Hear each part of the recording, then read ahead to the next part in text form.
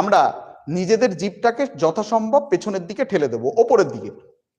এইভাবে ঠেলে দিলাম। ঠেলে দিলে যে একদম শেষের দিকে যে নরম অংশটা রয়েছে সেটাকে বলা হচ্ছে মূর্ধা, সেটাকে বলা হচ্ছে মূর্ধা।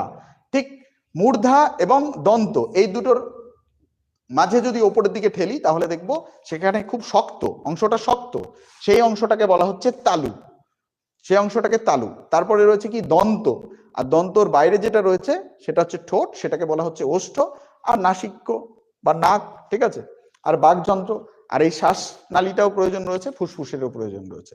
তো আমাদের মূল যে বিষয় রয়েছে সেটা কিন্তু মূর্ধা, তালু, ওষ্ঠ, দন্ত, নাসিকা। এই চারটে জিনিস কিন্তু আমাদের এই অঞ্চলগুলো আমাদের জানার দরকার আছে, কারণ অঞ্চলগুলো যদি আমরা জানি তাহলে পরে আমাদের পরবর্তীতে বর্ণ এবং মানে ধ্বনির যেগুলো রয়েছে তো সেগুলো আমাদের শিখতে সুবিধা হবে।